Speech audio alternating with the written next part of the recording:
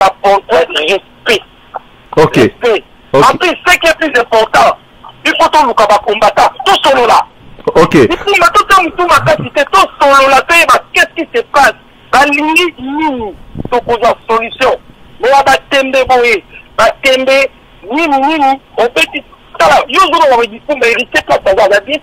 Osa pour ou contre annulation, il y a concert, il y a héritier Watanabe.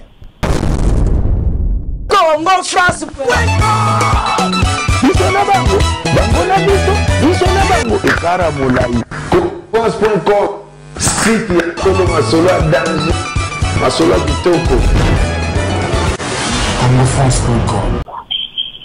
Donc, merci vraiment Didi Ditou Mandeka. On a les boss des www.congofrance.com. Donc, mes condoléances sont vraiment en direct. Nous au père de vraiment papa. Les ans de la bisonne, sonande pour rétablir la musala. Donc, au moment où Ditou Mandeka, on a dit ngai déjà dans un montoyo, qui pour hériter Watanabe ndenge na pese comme ya Macron abetandoule, mais azali vraiment la 90% chance à kobetandoule, mais artiste c'est vraiment a conduit tina ba nindomo ba mbilinga et mimaki vraiment pas louper concert na quoi voilà. Ok. Pati Mengani, osa pour ou contre annulation Anna? Oui, merci beaucoup PDG France.com Didi Pumba. Bon, là, étant que Banque Abilamba, Pati Mengani, vraiment, Makambo a combat et commis de trop. Je dis, ça fait 7 ans où musique est taradé. Voilà, elle a dit pour, parce que héritier, c'est mon collègue. J'avais un cause à jaloux, dans qui n'a dit faut hériter Watanabe. Elle a dit pour, et puis dans l'autre, les Lanaï ensemble, pour la concert Naï. Voilà, donc, voilà, elle a dit pour. Et puis, il y a contre les combattants dans Marambo Barosala. Parce que dans le monde, il va tenir des propos homophobes. Ça veut dire quoi? Non. Et à ce que les gens ont cassé, ils vont Babadou. Quand ils ont cassé, ils vont Babadou. Je dis, café, Moussou Bassa, Boulot, la Baroté. Comprendre? Ok. Voilà, donc, pour la bref, on va dire pour concert et hérité Watanabe et Beta. Ok. Didier Nsongo, oyoki collègue nayo Pati Mengani, alobi aza contre ba combattant. Est-ce que yo posa contre ba combattant? Donc je salue d'abord mon collègue, l'artiste s'appelle Pati Mengani. Malgré tout l'album naye andi ko tangate bon. Y a pas de mon collègue. Bonne chance. Donc na yo qui est vraiment na pour répondre hier moi mon na public. Moi, il a dit Pati Mengani a fait la version, quelques versions après si nous tous on était contre ça. Même moi, je n'étais pas pour les combattants. Mais celui qui a dit na zonga, au moins ma commandule dit surtout biso ba tapé to na ndule. Mais hérité Watanabe de ceux qui a raté concert Olympia. C'est ma part Zakaka peut-être entourage bureau nae eza léger entourage mutu ibomie parce que mon même temps il y a Vandoule wana moi j'ai fait des pubs Didi Pumba na sala ba pub na getu na zaki caché to loi ba maîtriser to sati artiste est envoyé na yedi saki na lui on va que lui artiste au moni to saki nous sala po ya nengo yé poser charisme. Mais l'artiste est la fait d'une attaque libérée. Déjà, quand yo dit Makambu, il faut malheureusement c'est le moment où va combattre. Malgré tout le linga kabangote, malgré tout m'ambassade, tout ce qui a bangote. Ce qui t'ont vu pendant, mon collègue l'artiste est musicien, fait rigolo à l'oba, ça c'est ma zone sima. Et puis que la bébé ça va dire ma couple là bango, il y a ma bala, pour na makamwana. Donc chacun a donné un droit et à liberté d'expression. Maintenant, de ma part, n'avait pour conseil héritier, n'avait contre ma combattant. Mais après conduite, notre comportement, il y a artiste, en tout cas, je suis très déçu. N'a pas ce exemple. On dit que le lobby, ceux qui ont vraiment la maîtrise azaki na ba proche bien bato abira bien alingaki abeta ndule nga azaki na olympia te me nazalaki na bato na nga biro bazalaki babi mokonzi très boye bakombata baa moke bazo bambila bazotata bango mopanzi tozokamoka bazo todoze no tozela ya kota ok artiste il était déjà dedans mais eloko nini etindaki diplôme nga abi oyo koloka vraiment mono tosoutenir et que yo somona balance bapublie yango mon frère diplôme tosolaka ko vraiment hein est-ce que bapublie aka balance hein on ka publie balance allez bakombata babengeli babi aza na kati ndule déjà bandi babengi barenfort donc collègue nanga vraiment araté ndule conscience na ye eyebi. Deuxième chose, je dis pour Mario yaka Paris ou yaka là on se fait interview on se luka babi soko ça interview même tout mon inté on se rend caméra et ça te permet pas au ça ba image na des individus tout au finger non moi en tout cas de ma part pour l'instant n'a ni pour hériter ni pour combattant donc ton jeu échec peut jouer mais l'autre peut na ligne artiste il comme dit ma échec n'a défaite parce que peut jouer merci. Ok, Pati Mengani oki diden songo mais contre ba combattant parce que le ba combattant ba se revendiquer le komoko tout monde a qui les 14 déjà Moboule Salamaki na Kinshasa et puis suite il y a ba pour parler il y a hérité Watanabe ko la passer par là sur Tembenaye et puis ko défier ba combattant Pati Mengani yo koto no ko lo banini oki diden songo nenga lobi yo Pati Mengani ko lo banini. Non, on a eu, ce qui a rejoint collègue, on a eu bien Mokundangaba, à qui j'ai salué, à qui n'a fait ça bonjour. Voilà, pour la rejoindre, pour la Marambouya, les qui n'a vu son hérité Watana, des collègues nationaux artistes musiciens. Avant artiste, au biseau de la presse, au grand enseignement, la presse Ramingi, parce que ça va me bien. Mais la dernière minute, nous, pour la région de collègue, on a eu héritier, il a fait n'importe quoi, la chance mine. Parce que fait ça, interview n'importe qui, journaliste est beau amitié, il y a un qui est sopié pour la souka. Voilà, il y a un qui est sopié pour la souka. Mais, concert wana avec la 80% à Robert Tango. Mais, nous allons les années ensemble, nous allons pleurer ensemble, avec artistes militaires, nous allons détruire pour nos combattants et amis. Artistes musiciens, la musique est un métier comme tout autre métier. Et là, nous sommes combattants avec un maçon, nous sommes combattants avec un menuisier, nous sommes combattants avec un ingénieur. Voilà, donc trop priver trop priver l'artiste musicien débattant à Bounou na Bango. Bien sûr, mais si il faut libérer, on est dans le dernièrement, le ministère va pris en otage. Et pas Batumoro pour le Songolo. Voilà, donc ça va que jeune prenne l'habitude, attends qu'il a bien une année dans le monde de l'île, avec déterminé, avec un double naïe. Ok. Il y a comme histoire naïe qui a fait dans l'Olympia parce que Ndenge va bloquer Ok. Voilà. Ok, je rappelle aux gens que Nayambi Didier Nzongo, na Pati Mengani, ce sont des artistes comme Héritier Watanabe. Baza pe na chaleur na gaz na bango ma question moko et ya tout de suite et uti Suède pas junior Bookson Bukasa a tuni question à lobby à mon héritier a publié na mur naye ke a yebani mokili mobimba suite ya site ou bien ba médias internationaux ndenge ekomi sur annulation ya concert na Didier Nzongo lo banini ke par rapport à Nango ndenge héritier a publié que ayebani mokimomba suite à l'annulation. En tout cas, merci Didi pour la question.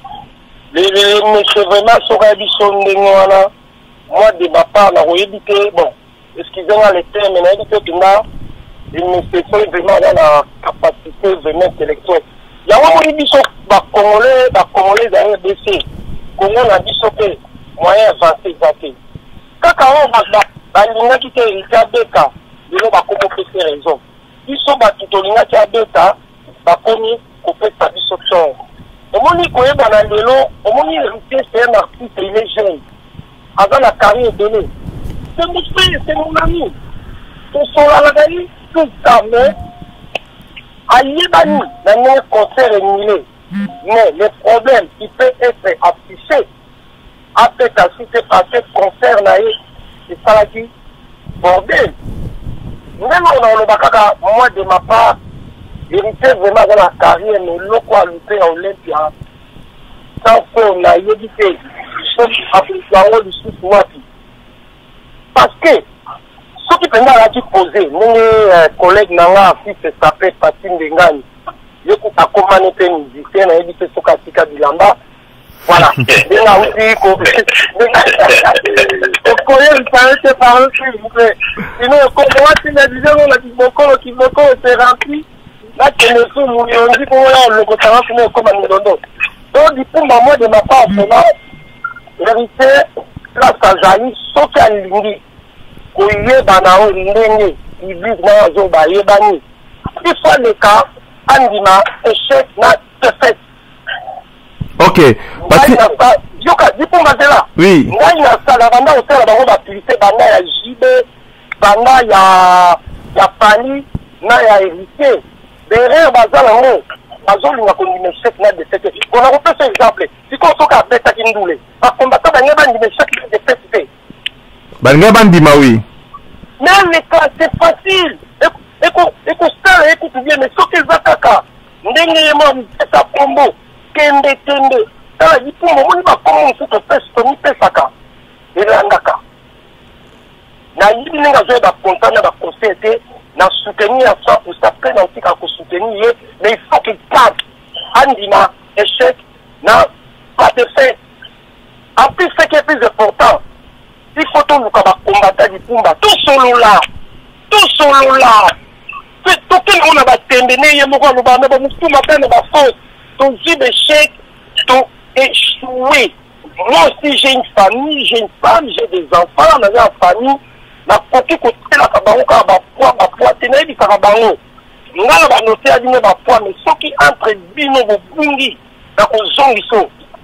Pour tous ba collègues ngala bango di Pumba to vivre à 55 ans moi je gagne bango ba gagner na zala comme fanatique na bango te mais il faut ba yokaka donc on a répété faut que yo ko jouer vraiment ani kitisa et ko tombola été pour ce qu'a fait Pakistan la zone biso to ngolo ba roi mais ce qu'on peut dire mais l'état nous et c'est n'a pas de fait pourquoi on tourne à kasi boy di Pumba bio que vous aurez parti c'était OK Théo Kapé Patine Bengani réflexion na ye héritier Watanabe tembe et continuer à tirer la mur na ya Facebook que grâce à l'annulation na ye ya concert ayebani mokili mobimba na ndenge ko saranate nde moka komi et la kisi que orgueil moko ezana se et puis tembe zo continuer car Patine Bengani ko lo baneni. Non, voilà, pour ceux qui ont fait ça, artiste conseil, on fait un ligne conseil, parce que les combattants, bien sûr, dans un bateau, où étant un artiste militaire, ça peur, où on veut dire, on va déplorer, il faut pas déplorer la solo, mais la haine, nous tous, il faut autant la peuple, je dis, et la peuple, je dis, bah, on fait dans la droite là-bas, mais pourquoi, si on a tout à l'angle, en tant que boxeur, ça va décider. Il faut un démarrage de la politique, vous comprenez? Donc, héritier, il m'a assimilé à Mikitisa, pas ma vie naïe, ma père naïe, ma tonton naïe, ma master naïe, au combattant. Parce qu'un jour, pour la carrière Moulaï, il faut on vient à l'indifférent Mouké, à Mikitisa Pena, il a fait pour un jour. Quand on m'a besoin là, dans la carne rouge, et là, bon, et là, c'est le temps à la partie terminée, il a pris dans la partie de l'année, il va se tenir, à comme mon béni, donc on peut pas comme orgueil, non. Et l'Européen, il a cause, la cause, il y a un collègue qui m'a dit, tout à l'heure, cause, il y a ma femme, il y a essai, il y a ce concert là, je dis, à ça, il y a interview, n'a pas n'importe qui, n'a pas direct, mauvais pour là. Je dis, n'a pas de communicateur qui m'a dit, ça va direct, on va réfléchir à la bango, la vanille, va éviter que la musique, on ait ça, la musique, ma partie, pour les combattants, tout le banc de vérité. La combattant, les combattants, on veut dire, il y a Timothée Mabé. Mais si on va entendre la cause, on va dire, si on va entendre Timothée Mabé, c'est la aussi. Il faut comprendre. Ok. Il dit, tellement la combattant à la main, il dit, il y a une population. Il y a un lobby. Il dit, majorité gagnante qui rejoint la combattant. Voilà. Ok, Didier Nzongo, avant. Hérité pour la piste, hérité. Il faut Amikitisa, Andi ma défaite, reconnaître la combattant. C'est pas la force, la poteau. Ok, Patou. Les Pumba. Oui. Les Pumba. Oui. Au monde nagé, tout m'a cassé. Des solutions. Même dans le baron, au monde il y a la dimanche dans Makamba Dilamba. Donc il a continué à faire des missions dans Makamba Dilamba. Pour le lot de Makamba Dilamba, dans la vie société, mêlée, dans Doka. Et là, on est dans la piste, c'est vraiment la soutenir jusqu'au bout. Mais il faut amener comme on dit. Mais les combattants, les lots. Il faut m'en du son. On a même la tia qui va pouvoir nous la tête dans la vie de la base. Même il faut que nous disions à Beta qui n'a la coupe en nous. Dans le mélange des morts pour la bango. Il est jeune du Pumba. Après la âge, il y a une génération de bango. Pourquoi on a fait un combo hérité à travers des parfums? Sa génération. Par combattant, c'est dans un monde du Pumba. Non, c'est un bango. Au moins, il y a un été qui m'a avec des individus, des chroniqueurs, des animateurs, on va jamais pas compétent, vanité. On peut faire pour nous gagner. La combattant, vous avez dit qu'on a dit ça. Non, on a dit non. La combattant, on a dit Alindaki a bétanaïe. Mais, effet, dans le bureau, Yamala Mouté, dans le conseiller, Yamala Mouté, Yango ennemi Nere. Et là, quand on a dit Pumba, je connais bien voir la zone, joyeux. Au lieu de dire vraiment, Aluka a formé bureau, déjà compétent. Autour de la dit Pumba. Déjà compétent, même plus âgé. Parce que si tu n'as pas de conseil, tu ne vas rien faire. Mais le président de la République, pas qu'il ne fait sa discours, par conseil, par rien du fait. Mais c'est le président, on l'a bouillé, l'on va bouiller. Donc, quand on dit dans mon tour, ma casse, il y a un mot là, donc, après, comme il m'a quoi pour ma les peines, dans le débat, ma quoi, on a peut-être la capacité intellectuelle. Il y a fait à Luka papier, et donc, il y a un Nati, pour Colomb. Donc, là, on fait sa conseil, l'artiste a changé de bureau. Comment c'est mes devoirs que là, si non, on a un quoi, mais à la portrait, respect.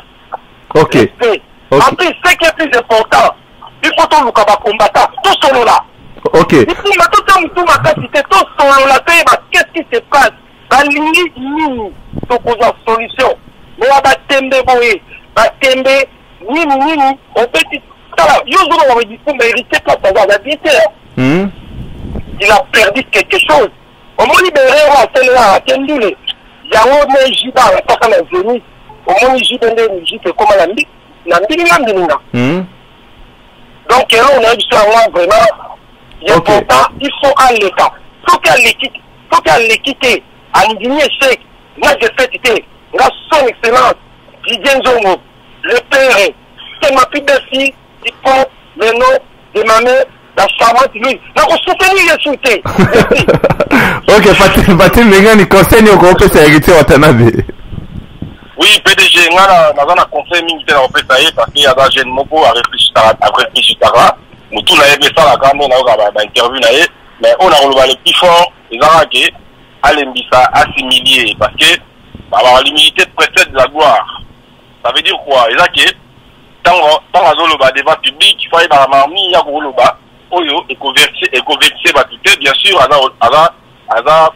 éloquence ça va bien à TV mais il faut contrôler plus ma parole là et puis il faut attendre un an ça une interview parce que là la chroniqueur nous sous là la chroniqueuse nous sous espion me dit ah ouais on a pour à tout ma question mo boyo pour ça contrôle pour balancer ma boudo ba mnona yo étant on est dans le baraï là manger à tête du poisson même tout moi ma zo recruter ba musicien ba dit pour ndoule il y a Olympia ba beti ndoule té ba beti ndoule ba petit ba gros pour attends mais même tout mouvement là keba petit ça tout la moitié. Ok. Après dernière question, Pati Mbengani, nazote na Didier Nzongo. Donc dernière question yango yo, ba musicien, misusu ba kimi héritier wata, Didier Nzongo ko lo banini avant to sur ces missions yo. Bon, moi vraiment merci beaucoup. Je pense de www.congofrance.com. Des cas Didi Dipumba, puis le bala. Donc, il y a les noms de l'homme. Bon, l'homme,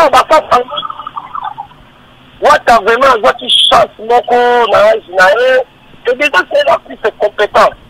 Parce qu'il a passé 10 ans dans la carrière de la musique, mais il a fait beaucoup d'erreurs.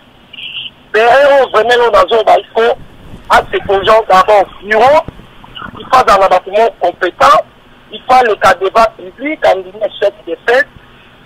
Bon, les Camerounais, les musiciens, les gens, pour ma bien la constatation, nous avons la cadre secret professionnel, il y a artiste. Mais, n'a dit que même les musiciens là, on se fait ça normal.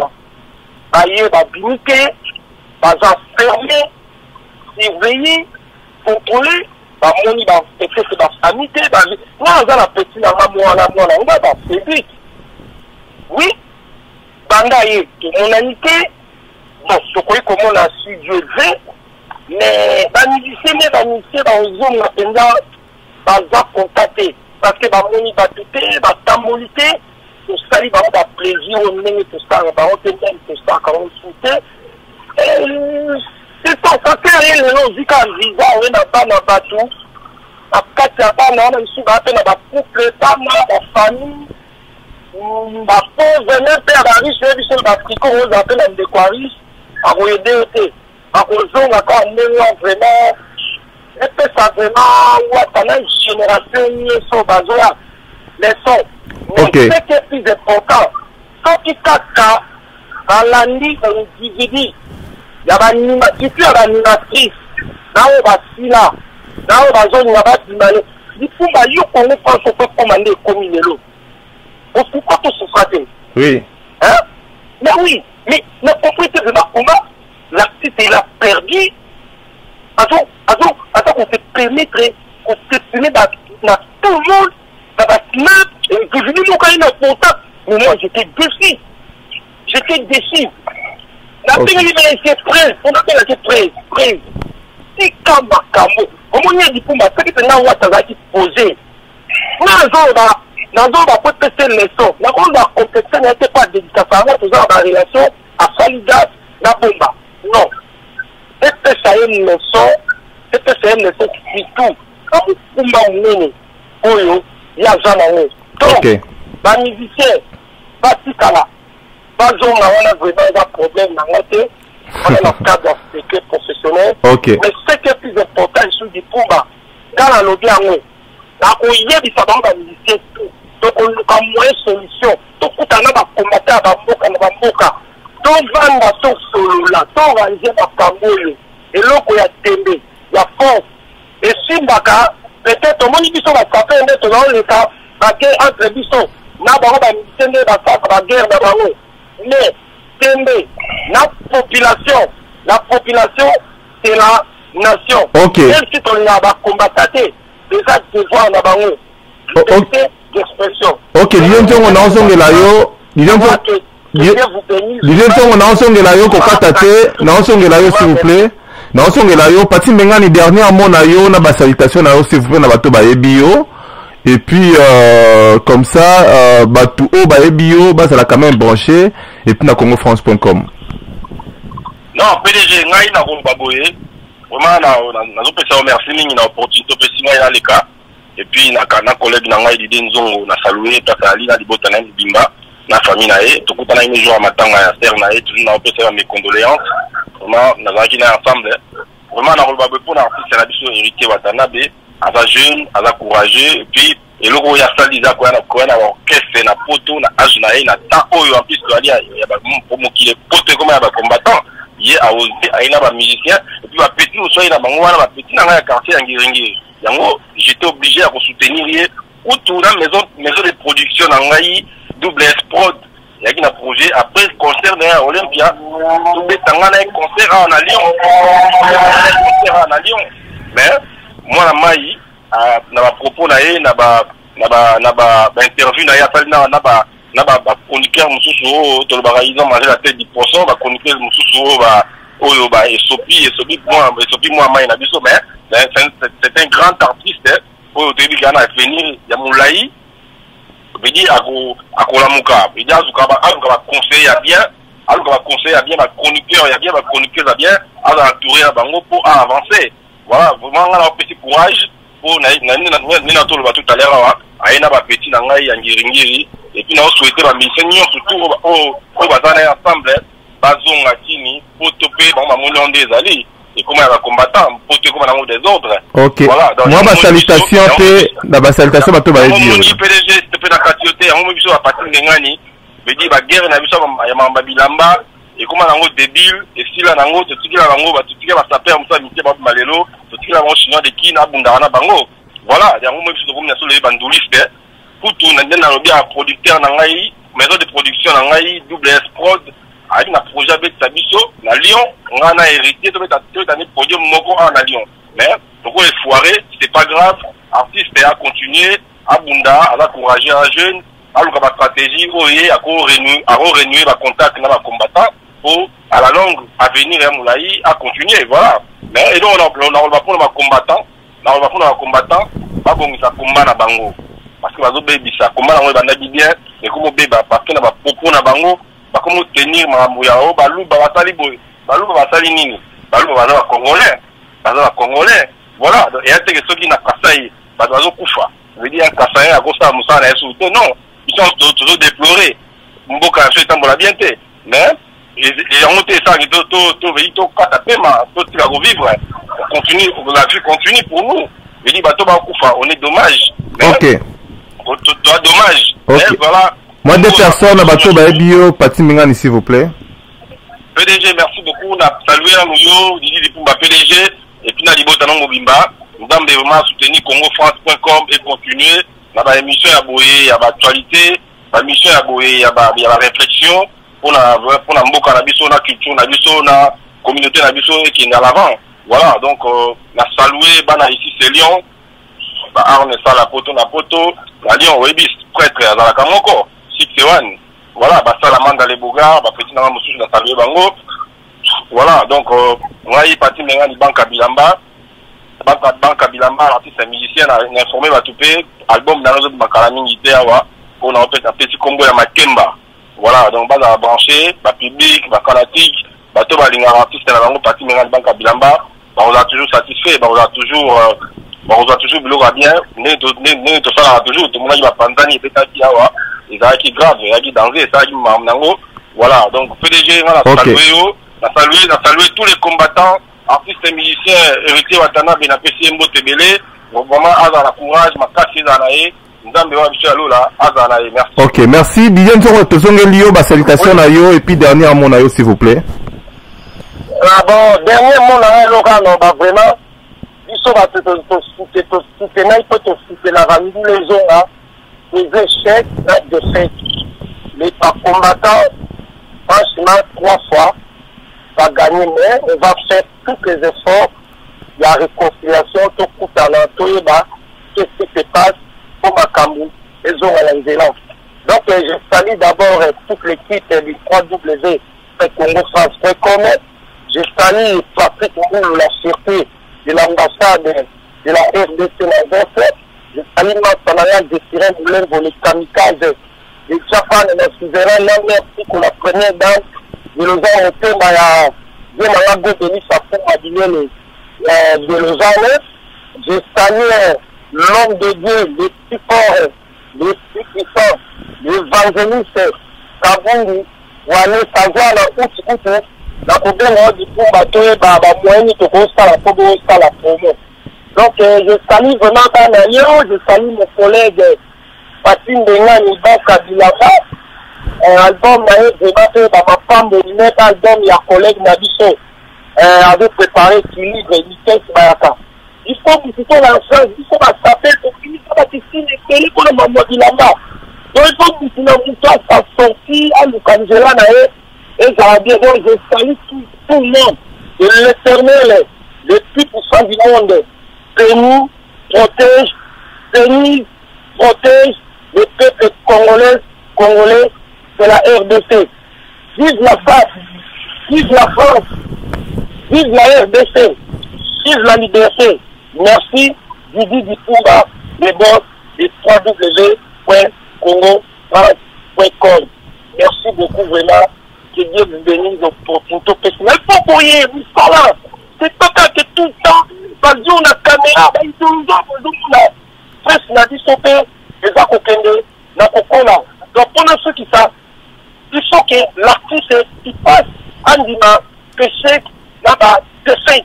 Parce que nous, le quartier va prendre la zone de l'échec, n'a pas de fait. Pourquoi pas, il y a un disant. On va combattre un peu, parce que Congolais, il y a RDC. Donc on peut voir pour la ligne. Si on va rester, l'artiste c'est pas un respect, on va combattre.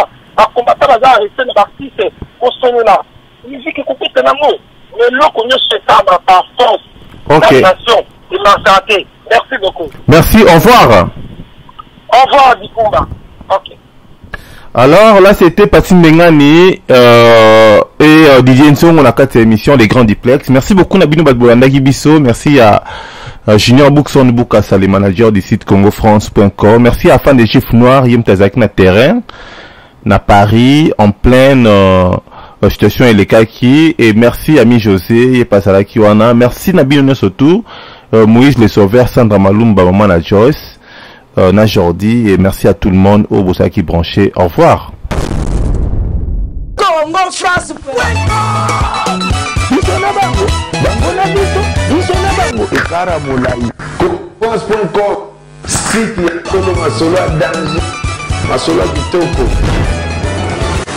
CongoFrance.com